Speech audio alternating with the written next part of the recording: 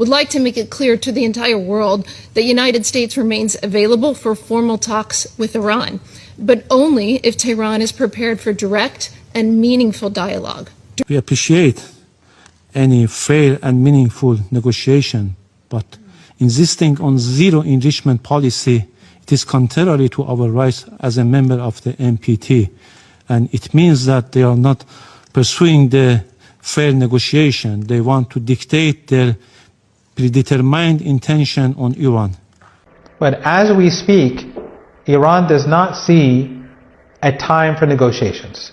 Now is not the time for negotiations, for two reasons. One is that the United States is escalating as we speak. Right now, the United States is preparing itself for a land offensive. Why should we negotiate when they want to carry out a land offensive? We will not do that. We will negotiate when we have made their defeat clear for everyone. You all stop what you are doing right now, because I just saw this clip and it is really wow. Trump is losing it again. Iran said no negotiation, and guess what? The world is watching while he is panicking like it's a reality show. But hold on for a second. This isn't just about Trump freaking out. This is about us, Black Americans, watching the chaos while the same folks who historically tried to keep us down are now losing their mind over something they never ever cared about before. You all need to watch this, and you all need to say this. I am dropping some of the clip right after this. You don't want to miss it. Smash that like button if you are tired of this game being played between Trump and Iran. Hit subscribe to stay on this issue and comment down below. How do you feel watching Trump lose his cool while the rest of the world move forward? So guys, without wasting much of our time, let's watch those clips together and we'll come back and make our own analysis on it. Well, they should make a deal, but they don't want to quite go far enough, and it's too bad. Look, we've been playing with them for 47 years, and that's a long time. They've been blowing the legs off our people, blowing the face off our people, the arms. They've been knocking out ships one by one. But every month there's something else, so you can't put up with it too long. We're not happy with the negotiation. They just don't want to. They don't want to say the key words. We're not going to have a nuclear weapon. They have to say we're not going to have a nuclear weapon, and they just can't quite get there. They want to enrich a little bit. You don't have to enrich when you have that much oil. So I'm not happy with the negotiation. We don't need anybody. We're the strongest nation in the world. We have the strongest military by far in the world. We don't need them. But it's interesting. I'm almost doing it in some cases, not because we need them, but because I want to find out how they react. Because I've been saying for years that if we ever did need them, they won't be there. Not all of them, but they won't be there. I was very surprised with the United Kingdom, because the United Kingdom, 2 weeks ago, I said, why don't you send some ships over? And he really didn't want to do it.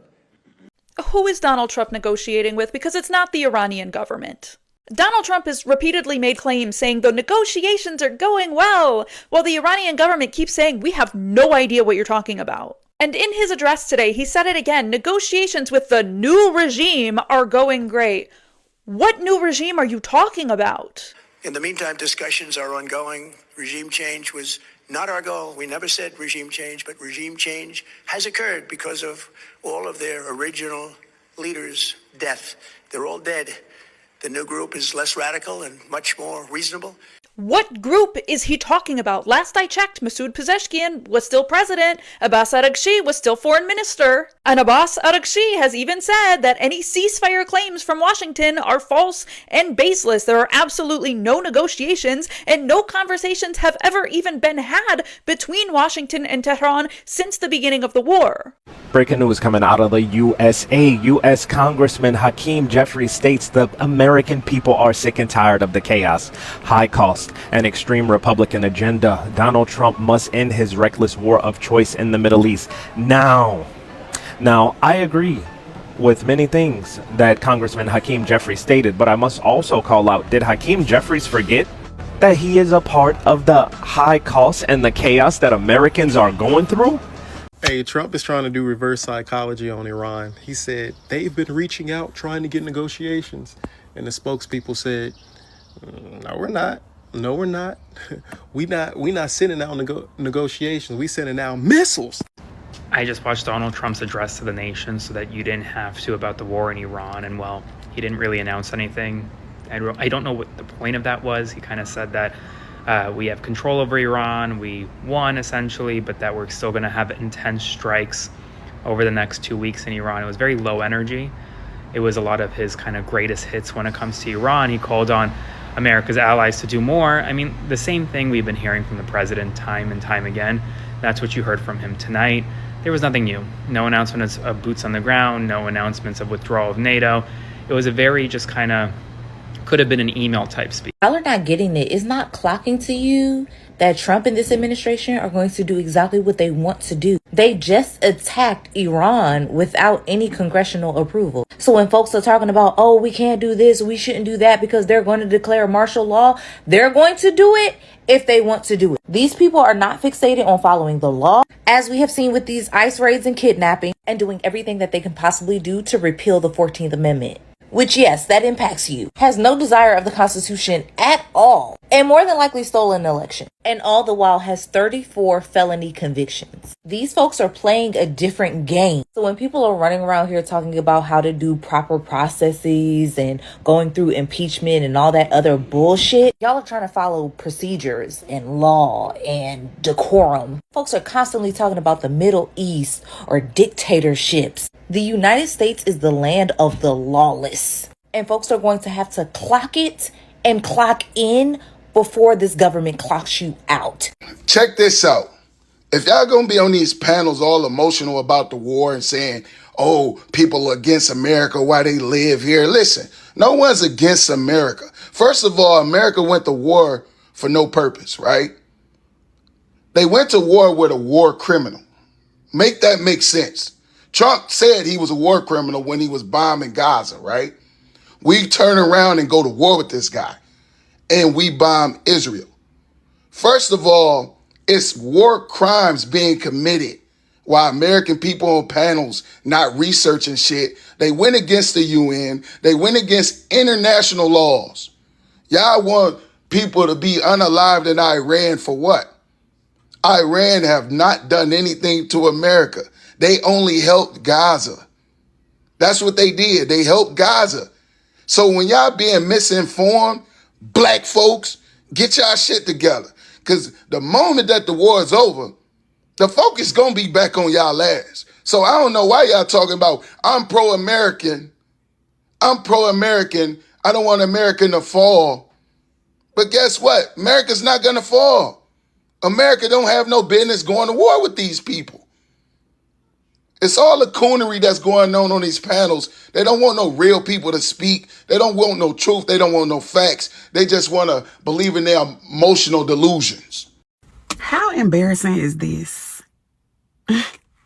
How embarrassing is it for you keep talking about you talking to these people, and I don't know who the military official was. He came out and said he talking to himself.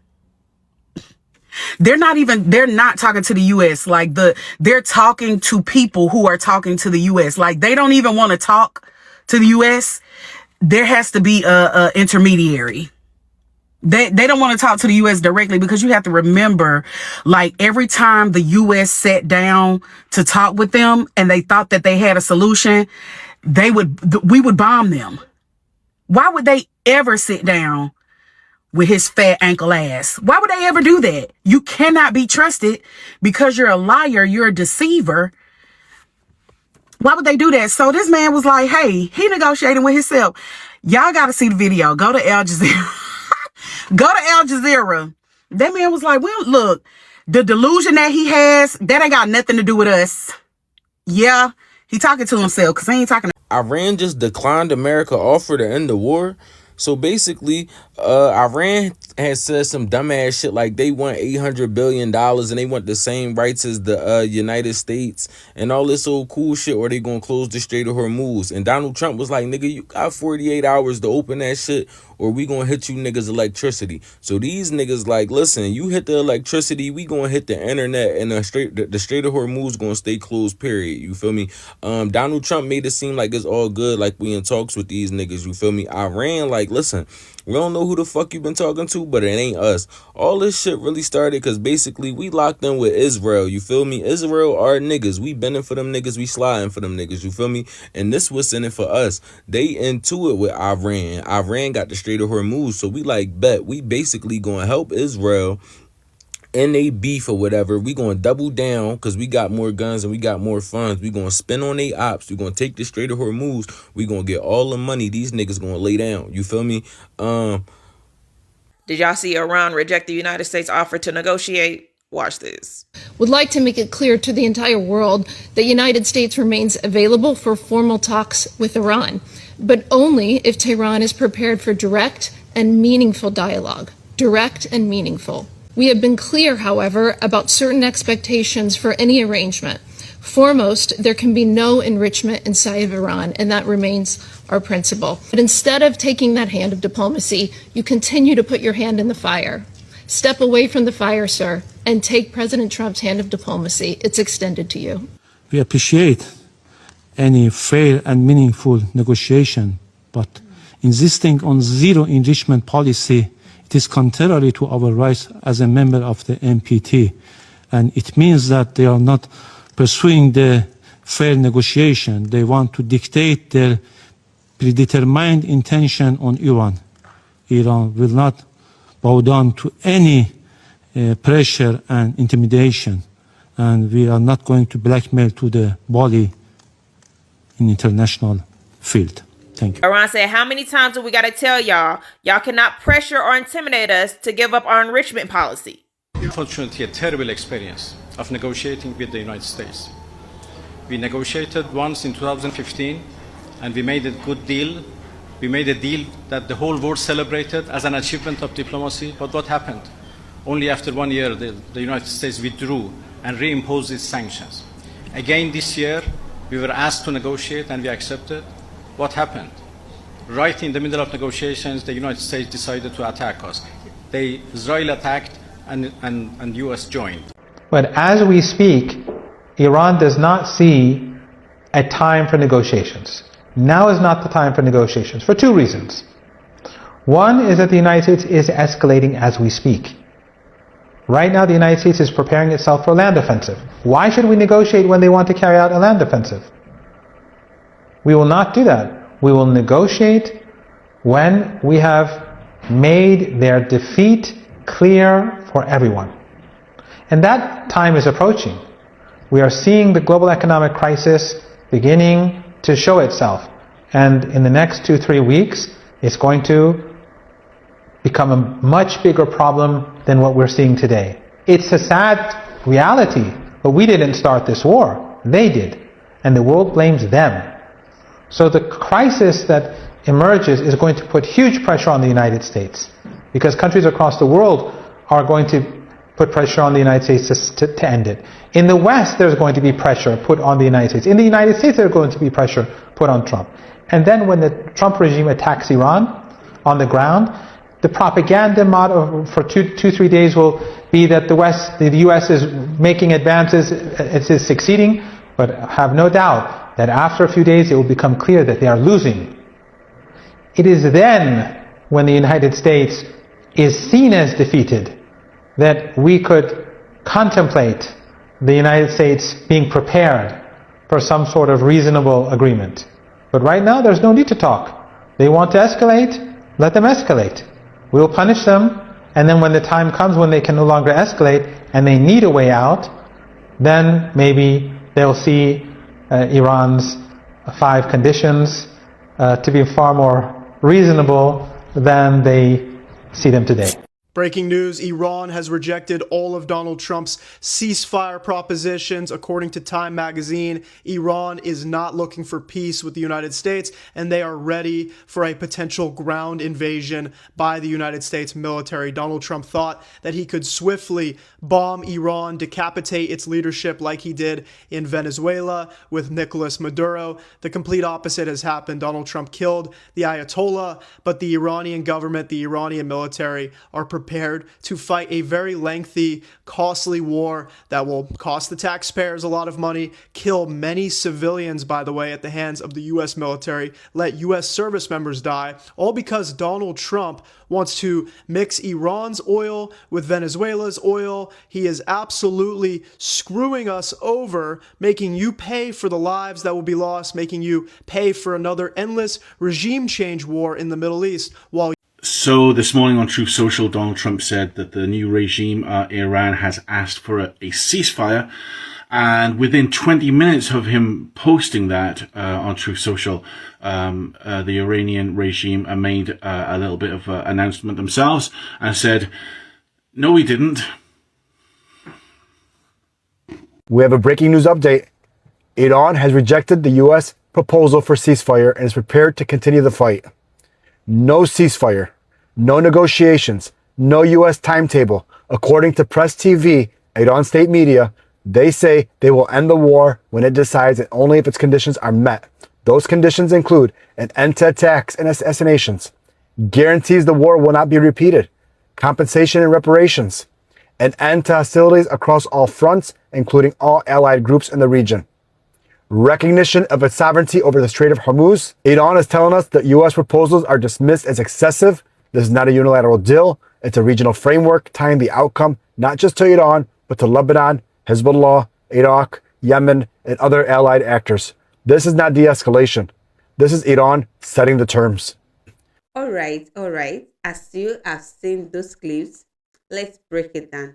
Iran just came out straight up saying no to Trump peace negotiation. No sugarcoating, no playing nice. And what do we see? Trump panicking, shouting, tweeting, and trying to control the narrative just like he always does when things don't go his way. And here is the thing. It's never about the bigger picture for him. It's never about diplomacy. It's about ego. And as Black Americans, we have seen condition to see through that. We have experienced leadership that doesn't care about justice, about fairness, about protecting people, only power, only control. And meanwhile, white Americans, especially those MAGA loyalists, they are flipping out. They are scared because the world isn't bending to their will. They have gotten used to thinking American runs everything. And now foreign leaders are showing that no, your threats don't work here. That's right there. That's a lesson we have seen trying to teach for generations. Power is not respect, it's earned. And white Americans has never understood that until they feel the panic themselves, Now, here is the thing I love about watching this unfold as Black Americans. We have always been watching, learning, surviving, strategizing. While Trump is losing his mind, we are here building network, businesses, knowledge, and we are still underrepresented in so many areas. But still, we see the bigger picture. We understand negotiation, we understand respect, we understand diplomacy because we have had to survive systems that were never built for us. And now the same system that try to keep us out of power are panicking because the world doesn't revolve around them anymore. It's kind of poetic, isn't it? Look at this irony. The same people who historically voted for policy that harm Black communities are now shocked that their guy is being embarrassed on a global stage. And we are sitting back learning, growing, and recognizing our own power. You all, this is why we can never sleep on knowledge, on staying informed, on building weight and influence. That's real power, not tweets, not shouting matches, not empty threats. And let's get it real. White Americans, particularly those who cheer every Trump move, you already thought that yearning and pushing your weight around would work everywhere. Newsflash, the world doesn't revolve around you. You say this. Africa, Europe, Iran, they are making moves and the same old tricks doesn't work. This is exactly why Black Americans have to keep our eyes wide open. We have been the one learning diplomacy, negotiation, and strategy because we had to survive a world stacked against us.